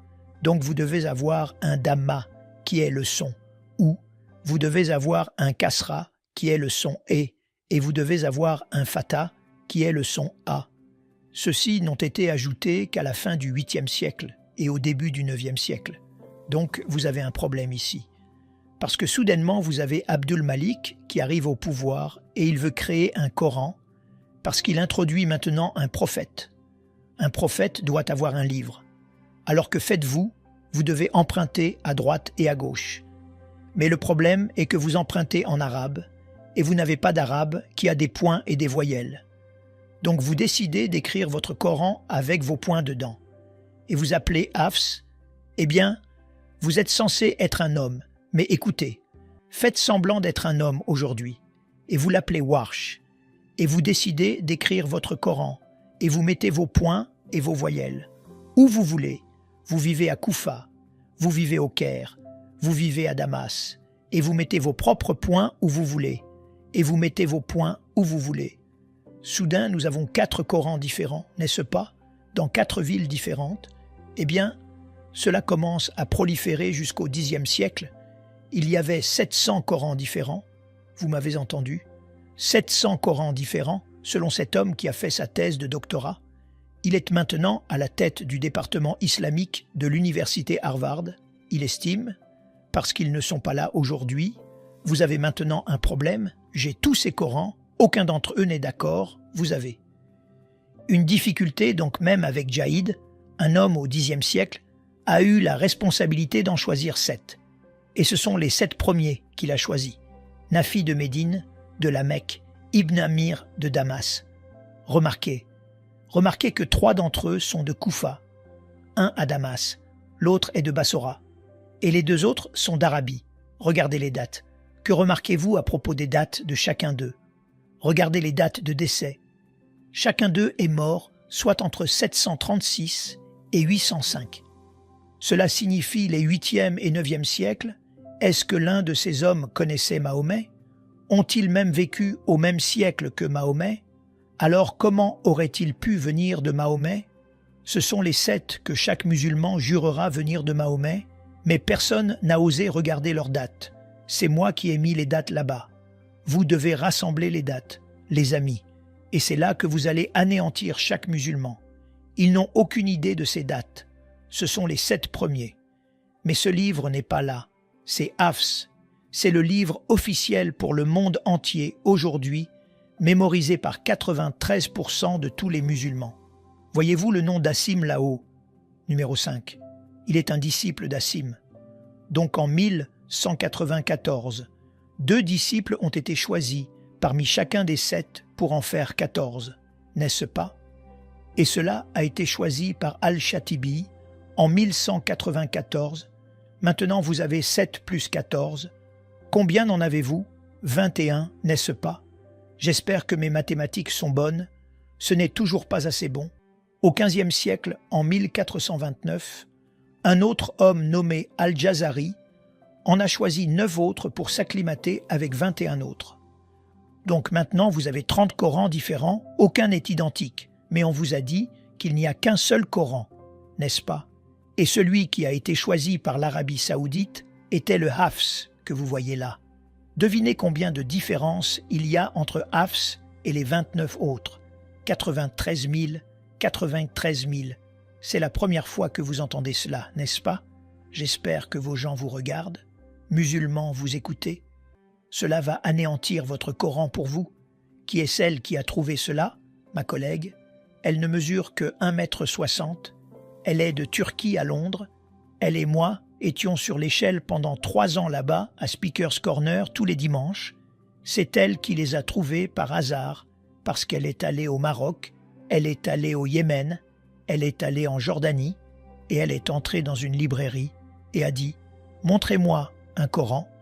Et ils ont dit « Eh bien, de quel Coran parlez-vous » J'ai dit « Que voulez-vous dire par quel Coran » Ils ont dit « Eh bien, nous avons Kaloun ici, nous avons Hafs ici, nous avons Warsh ici, nous avons Kisaï ici. » Nous avons Ibn Kathir. Elle a dit, eh bien donnez-les-moi tous. Alors elle les a ramenés à Londres, me les a montrés, et je les ai regardés. Et j'ai dit, oh mon Dieu, j'ai commencé à rire. Je pensais qu'ils avaient tous été détruits en 1924. Ils étaient au Caire et jetés dans le Nil. Apparemment non, ils sont là. Elle en a maintenant trouvé 26. Elle a apporté 26 d'entre eux à Speaker's Corner. Nous les avons tenus en l'air en 2016. Nous l'avons filmé, c'est allé partout sur Internet. Cela a anéanti le Coran en 2016. Voyez l'homme qui est là à droite. Le grand homme avec la barbe, son nom est Mohammed Hijab, l'un des hommes les plus populaires sur Internet. Il a un nombre de followers allant de 500 000 à 1 million. Il était là en train de nous filmer. Quand il faisait ça, il a réalisé qu'il y avait un problème. Il est rapidement sorti de la foule et a crié à tous les gens « Venez à moi, ne regardez pas ce qu'ils vous montrent, n'écoutez pas ce qu'ils disent, je vais tout vous expliquer. » Évidemment, il l'a expliqué assez bien. Pourquoi? Parce que 4 ans plus tard, on lui a montré ce matériel. Je ne vais pas entrer dans tous ces détails. Vous pouvez aller dans chacun d'eux, mais vous pouvez voir le Hafs à gauche, le Warsh à droite. Dans chaque cas, c'est complètement différent. Mot juste en changeant les voyelles, en changeant les points. Vous n'obtenez pas seulement des mots différents, vous obtenez des significations différentes. Vous n'obtenez même pas des significations différentes. Vous obtenez des doctrines différentes. Vous obtenez des théologies différentes et vous obtenez des pratiques différentes. Cela anéantit le Coran d'être préservé. Évidemment, ceux-ci sont tous faits par l'homme. Il y a un problème là. Et donc il est venu voir cet homme qui est la principale autorité là-bas à droite, Yazir Kadi là-bas à Houston, et il a dit « J'ai un problème, je vais tendre la main ici et je vais... » C'est un morceau de papier vierge. Sur quel Coran allez-vous écrire? Lequel est celui qui est éternel? Lequel est celui qui a été révélé à Mahomet? Dites-moi lequel. Rappelez-vous qu'il était celui qui a dit à tous les musulmans qu'il allait leur expliquer. Il dit « Nous ne parlons pas de cela en public. » C'est le problème le plus difficile pour les savants musulmans depuis les 1000 dernières années. Il a dit « Nous avons un respect pour le Coran. Il y a certaines questions que nous ne posons pas. » Alors Mohammed a dit « Était-ce le problème que vous aviez quand vous étiez à l'université Yale en train d'obtenir votre doctorat là-dessus en 1995 ? Est-ce là que vous avez eu une crise de foi ?» Il a dit « Non, non, pas une crise de foi, une crise de connaissance. Notez la différence. » Il a dit en Occident « Les savants ont fait des bonds en avant au cours des 100 dernières années. » Et ils vous regardent en désignant Mohammed Hijab. En Orient, ils vous regardent comme l'empereur sans vêtements. Pourquoi? Parce que votre récit standard a des trous. Quel récit standard? Le récit islamique standard, S-I-N, a des trous. Eh bien, nous savons que le péché a des trous, mais pouvez-vous voir ce qui s'est passé? C'était seulement une interview de 28 minutes. C'est vraiment une question qui se posait. C'était une interview de 28 minutes. Il ne savait pas que nous regardions tout ça. Il a dit « Je n'ai jamais parlé de ça depuis 25 ans. Je ne ferai jamais une conférence là-dessus. » Alors Mohammed Hijab a tendu sa main une deuxième fois. Il a dit « Vous devez me dire lequel est celui qui est éternel. » Parce que le Coran dit au chapitre 85, verset 22, que ce livre est éternel. Le Coran dit au chapitre 10, verset 15, au chapitre 18, verset 27, qu'aucun homme ne peut changer un mot ou même une lettre. Il dit dans le Coran, chapitre 15, verset 9, qu'Allah protège sa parole, lequel est celui après 28 minutes, a finalement dû céder et il a finalement dû admettre qu'ils sont tous le Coran, tous les 30. Vous prenez un peu de Kaloun, vous prenez un peu de Warsh, vous prenez un peu de Hafs et vous les mélangez. Et c'est le Coran que nous avons aujourd'hui. J'ai commencé à applaudir. Je regardais ça en direct. J'ai dit « Yassir Kadi, vous n'avez aucune idée. Vous venez d'admettre qu'il y a 93 000 différences. Je vais vous montrer ces deux-là ici. Ce sont deux d'entre eux ici. Voici le Hafs, voici le Warsh. Vous pouvez les acheter sur Internet. c'est celui qui est mémorisé par 93% de la population mondiale. Celui-ci est mémorisé par 3% de la population mondiale. Celui-ci vient d'Égypte. Celui-ci vient de Koufa, en Irak. Il y a 5000 mots différents entre ces deux livres que je tiens ici. Cela anéantit le Coran. Dans les 2 semaines, si vous regardiez leur site, il y avait des centaines de musulmans. Ils ont dit « Nous quittons l'islam à cause de ce que vous avez dit, et notre sang sera sur vos épaules ». Ils ont dû fermer ces commentaires dans les 2 mois. Ils ont dû retirer cette vidéo de leurs 2 sites. Mais je l'ai, David Wood là, Atun Tash là, et chaque 8e juin de chaque année, nous ramenons 7. Interview une fois de plus, et montrons au monde entier, vous ne pouvez pas dire que cela vient de Dieu. Vous ne pouvez même pas dire que cela vient de Mahomet. Vous ne pouvez même pas dire que cela vient d'Othman. Cela a été changé et manipulé depuis les 1400 dernières années. Maintenant, passons aux manuscrits, parce que les manuscrits que nous avons maintenant, nous avons 8500 manuscrits grecs, 10 000 vulgates latines, 9011 dans différentes langues. C'est à peu près 24 000 à 25 000 manuscrits du Nouveau Testament seul, n'est-ce pas? Dites simplement oui. Combien de manuscrits ont-ils qui sont anciens? 6. Vous voulez les voir? Les voilà. La copie du Haut de Turquie, le Samarcande d'Ouzbékistan à Londres, le Petropolitanus, excusez-moi, je vais dans le mauvais sens, de France là au Caire, et le manuscrit de Sanaa le plus excitant là au Yémen. Je ne vais pas déballer chacun d'eux. Ce sont ceux sur lesquels nous débattons. J'ai fait un débat sur ces 6 manuscrits en 2014 avec le principal savant mondial, le docteur Shabir Ali. Il ne pouvait pas répondre à une seule question, parce qu'il n'avait jamais regardé ces manuscrits. J'en ai 3, les installations de 3 d'entre eux dans mon bureau.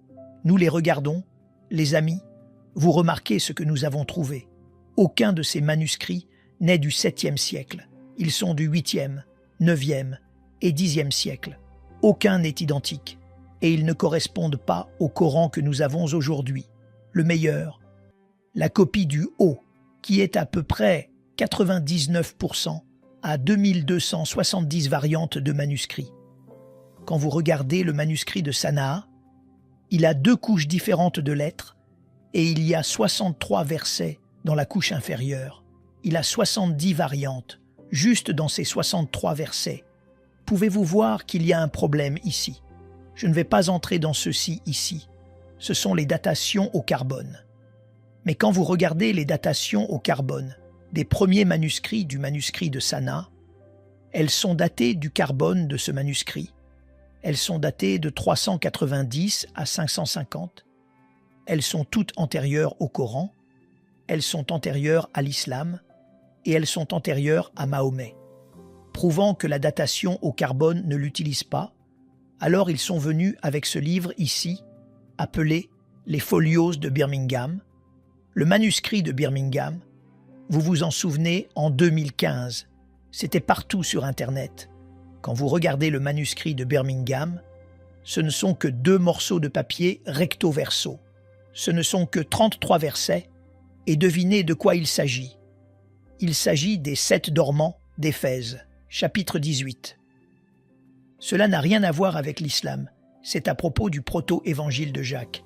Cela n'a rien à voir avec l'islam, et c'est à propos de l'histoire de Moïse. Tout cela est antérieur à l'islam. Tous ceux-ci sont en arabe, et ils n'ont rien à voir avec l'islam.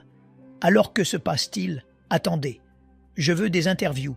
Ce gars-là, le docteur Dan Brubaker, il était à notre conférence ce week-end dernier. Vous auriez dû venir. Cet homme vient de démolir le Coran à cause de ce livre ici. Vous devez acheter ce livre. Fondamentalement, ce qu'il a fait, il a pris les musulmans au mot et il dit « S'il n'y a pas de changement dans les 1400 dernières années, voyons si je peux trouver des changements. » Et il a regardé, il est le seul à avoir regardé tous les manuscrits. Et il a trouvé des insertions là, vous pouvez en voir quelques-unes là. Il a trouvé des effacements là, vous pouvez voir des effacements là. Il a trouvé des effacements réécrits. Vous pouvez les voir là en rouge. Il a trouvé des réécritures sans effacement. Il a trouvé des recouvrements sélectifs. Il y a tellement de recouvrements dans celui du milieu là. Il y a 8 recouvrements différents. Dans chaque cas, Quand vous voyez des insertions, quand vous avez des réécritures, quand vous avez l'un de ces changements, que se passe-t-il dans chaque cas? Cela ramène à une standardisation du texte de Hafs, ce qui signifie que c'est de la censure qui se passe depuis non pas 1400 ans, cela se passe depuis les années 1300, depuis 700 ans. Ils ont changé ces manuscrits pour qu'ils soient tous identiques. Des recouvrements sélectifs réécrits et des bandes adhésives. Nous sommes descendus à Speaker's Corner. J'y vais depuis 1 heure. Je suis à Londres. Il y a Hatuntash, la femme de 1,60 m qui a détruit le Coran. Ils sont à ma gauche là-bas. Et nous décidons de présenter ce livre-là à Speaker's Corner. Pendant que nous y sommes, l'un des principaux savants à droite là-bas, Mansour Ahmad du Bangladesh, est monté là-bas et a essayé de nous faire taire. Et il prétendait que vous pouvez faire remonter le Coran jusqu'au 7e siècle. Alors je me suis tourné vers lui et j'ai dit « D'accord, vous pouvez le faire. Montrez-moi de quel manuscrit vous parlez. Ce n'est pas le Petropolitanus. Vous ne pouvez pas utiliser le Husseini et n'utilisez pas les manuscrits de Maïl et certainement pas le manuscrit de Sana, parce que tous ceux-ci sont des 8e, 9e et 10e siècles. Quel est le manuscrit qui remonte au 7e siècle? Il a finalement dû admettre qu'il y en avait 63. Il y avait 96% du Coran qu'il pouvait trouver dans le 1er siècle, c'est-à-dire entre 622 et 721 ou 719. Notez les 63 dont il parle. Ce sont les fragments qu'il a trouvés. Notez que nous avons regardé chacun de ces fragments. Aucun de ceux que je mets là. Personne n'est arrivé à une conclusion sur ces 20-là. Les 9 suivants sont tous après le 19e du 6e siècle. Donc il n'aurait pas dû les utiliser pour arriver à 9. Et les 34 suivants, personne n'a fait de travail. Ce qui signifie qu'il a fondamentalement ce que les musulmans ont fait. Ils ont juste créé des manuscrits ou des fragments. La plupart de ceux-ci ne sont qu'un ou 2 versets. Ils ont essayé d'arriver à 63 pour arriver à 96% du Coran. Et ils sont tous, aucun d'entre eux ne peut être utilisé à partir du 1er siècle de l'islam. Oh, j'adore ça. Ça rend mon travail tellement facile. Donc aucun d'entre eux n'est vraiment valide, puisqu'ils sont tous soit plus tard, soit datés de manière approximative, soit n'ont aucune preuve à l'appui. Alors d'où vient le Coran que nous avons dans notre main? D'où vient-il? Ce livre ici a été choisi en 1924 par un savant nommé. Pourquoi? Parce qu'ils avaient un problème parmi les étudiants des lycées, là-bas, dans la ville du Caire. Ils avaient 30 réponses différentes pour toutes les questions. Ils sont allés voir Muhammad. Il a choisi celui-ci. Qu'ont-ils fait avec les 29 autres? Ils les ont jetés dans le Nil, comme je l'ai dit plus tôt, en pensant que cela les ferait disparaître. Ils n'avaient pas prévu que Hatuntash, la femme de 1,60 m, déciderait de les trouver en 2013. Néanmoins, c'était tellement réussi de choisir un Coran qu'en 1936, il a ensuite été choisi comme le Coran pour l'ensemble du pays d'Égypte. En 1985, le gouvernement saoudien a vu à quel point ce modèle était réussi. Donc ils l'ont choisi pour le monde entier en 1985. Combien de personnes sont plus âgées ou vivaient en 1985? Levez simplement la main, cela signifie que chacun d'entre vous qui lève la main est maintenant plus âgé que le Coran. Oh mon Dieu, cela doit vous faire vous sentir vieux. Mais maintenant, nous arrivons au meilleur. C'est la dernière chose, et c'est adorable. Voyez-vous, vous aimeriez savoir d'où vient vraiment le Coran, n'est-ce pas? J'aimerais savoir d'où vient vraiment le Coran, parce que si vous devez assembler un livre, parce qu'un homme a été choisi qui écrit le livre, vous n'avez rien sous la main. Qu'allez-vous faire? Vous allez emprunter, n'est-ce pas? Donc c'est exactement ce qui s'est passé au 8e, au 9e et au 10e siècle. Mais qu'ont-ils emprunté? Laissez-moi vous présenter cet homme ici, le docteur Günther Lühling, qui était un chercheur allemand. Il a fait son doctorat en 1970 et il a regardé le Coran. Il a remarqué qu'il y avait de la belle poésie dans le Coran. Il a dit que j'ai déjà vu ça. Alors, il a enlevé ces 5 points et il a enlevé les 3 voyelles et les a remplacées par des points syriaques et nabatéens ou des documents syriaques, nabatéens, syriaques ou syriaques, a remis les points syriaques et a remis les voyelles, et devinez ce qu'il a trouvé, que ces belles poésies étaient des hymnes chrétiennes écrites par des chrétiens sur Jésus-Christ. Cela a été découvert en 1970. À la suite de cela, il était tellement embarrassant pour le monde universitaire en Allemagne que bien qu'il ait reçu dans son doctorat l'examen Opus, qui est la note la plus élevée que vous puissiez obtenir en Allemagne, ce qui signifie que vous devriez obtenir un poste de professeur dans n'importe quelle université de votre choix. Il a été exclu du monde universitaire et il est tombé dans l'obscurité pendant 30 ans, a vécu de l'aide sociale avec sa femme. Je l'ai rencontré en 1998. J'ai dit « Puis-je voir votre doctorat ?» Je l'ai ramené en Angleterre et je l'ai eu d'Allemagne, et je l'ai mis en anglais. Maintenant, rappelez-vous que lorsqu'il écrit une phrase, elle fait 400 mots de long. C'est comme ça que les universitaires le font en Allemagne. Nous avons dû le réduire pour que les gens puissent le gérer. Nous l'avons fait écrire en anglais. Il n'a pas pu. Il ne voulait pas le publier là-bas en Allemagne. Donc il a dû le faire publier en Inde. Mais à cause de cela, vous pouvez le voir là-bas. Le défi à l'islam pour la réforme, ne lisez pas les petits caractères. Il a ensuite pu être ressuscité parce que c'était partout dans le monde anglophone et il est mort heureux en 2014. Maintenant, le docteur Christoph Luxenberg a décidé d'aller un peu plus loin. Il est aussi allemand, mais ce n'est pas son vrai nom, parce qu'il sera tué pour ce qu'il a trouvé. Il a décidé de faire ce que Günther Lüling a fait, mais il a décidé de regarder les passages sombres, 25% du Coran que personne ne comprend, même pas les savants. Un quart du Coran, même les savants ne comprennent pas. Le saviez-vous? Pouvez-vous comprendre toute la Bible? Certainement, vous le pouvez. Quand Jack Kidd monte ici, ouvre-t-il la Bible? S'il vous plaît, dites « oui », la lit-il. S'il vous plaît, dites « oui », la décompresse-t-il pour vous et l'applique-t-il à vos vies? Pourquoi? Parce que vous pouvez comprendre chaque mot, et vous pouvez le comprendre en anglais, n'est-ce pas? Dieu merci pour notre Bible. Mais voyez-vous, vous ne pouvez pas faire ça avec le Coran. Vous ne pouvez pas faire ça avec le Coran. Vous ne pouvez pas comprendre ces 25%. Alors qu'allez-vous faire? Eh bien, il a décidé de faire ce que Günther Lüling a fait, et il est allé dans chacun de ces passages, et il est passé par 7 couches. Je ne vais pas déballer chacune d'elles. Il est passé par 7 couches, en enlevant les voyelles, en enlevant les points, en regardant les lexiques, en regardant et en voyant s'il pouvait trouver des mots arabes. Il ne pouvait en trouver aucun. Alors il est allé en Syrie, a remis les points, a remis les voyelles, et est allé au lexique en Syrie, et devinez où il a pu trouver. Il a pu reproduire les 25%, tous les passages sombres. Il a pu les reproduire, mais qu'a-t-il trouvé une fois qu'il a pris le Coran arabe et l'a remis à ses racines araméennes? Tous les passages sombres étaient des lectionnaires chrétiens, des homélies chrétiennes et des hymnes chrétiens. Chaque lectionnaire, homélie, hymne était sur Jésus-Christ. Cela n'avait rien à voir avec ce qu'ils ont trouvé. Mais qui ils ont trouvé? Les amis. Il y a 4 évolutions textuelles. Je ne vais pas les parcourir ce soir. Mais pouvez-vous voir ce que nous faisons?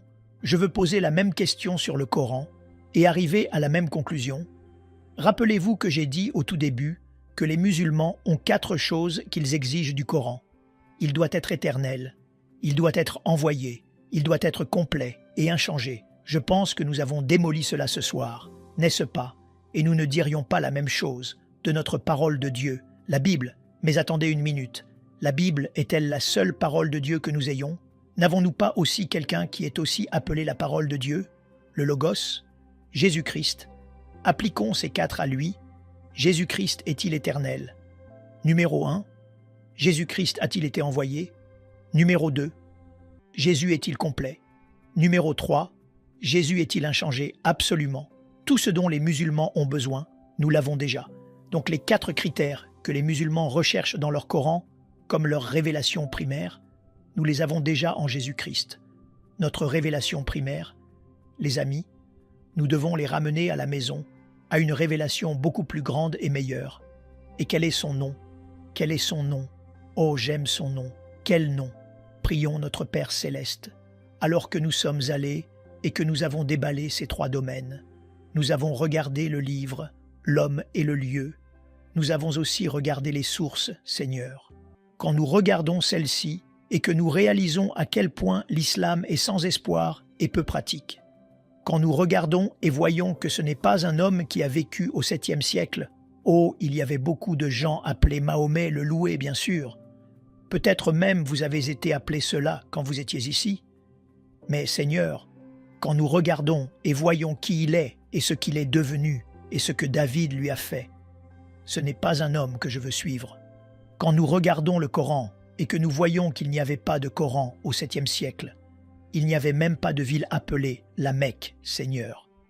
Tout ce dont ils dépendent sur ces 3 choses, nous venons de démolir en utilisant le 7e siècle. Seigneur, ils veulent toujours vous connaître, ils veulent toujours croire en Dieu, et ils veulent toujours être ramenés à la maison. Seigneur, nous sommes les seuls à pouvoir faire cela, Seigneur. Je veux les ramener à un Dieu meilleur, un Dieu plus grand, un meilleur livre, un livre plus grand, un meilleur Jésus, un Jésus plus grand. Je veux les ramener à vous, parce que nous sommes les seuls à avoir l'antidote. Bien que nous puissions le démolir, ce n'est pas la raison. Je ne veux pas démolir leur homme, Dieu et livre. Je veux les ramener à notre homme, Dieu et livre, Seigneur. C'est quelque chose que nous devons faire. Les athées ne peuvent pas le faire. Les humanistes ne peuvent pas le faire, parce que tout ce qu'ils leur donnent, c'est le nihilisme en réponse. J'aime ces musulmans, ce sont mes gens préférés. J'ai travaillé avec eux pendant 40 ans. Je ne perdrai pas mon temps si je ne les aimais pas. Je veux qu'ils vous connaissent. Et la seule façon de le faire est de les ramener à vous. Quel Dieu vous êtes, un Dieu qui entre dans le temps et l'espace. Quel Dieu vous êtes, un Dieu qui nous a donné sa révélation. Quel Dieu vous êtes, parce que vous êtes venus et êtes morts pour nous et êtes ressuscités. Et c'est le Dieu qu'ils doivent connaître. Seigneur, aidez chacun de nous qui est ici et ceux qui regardent, ramenons-les à la maison. Ramenons-les à la maison. Au nom du Christ, nous prions.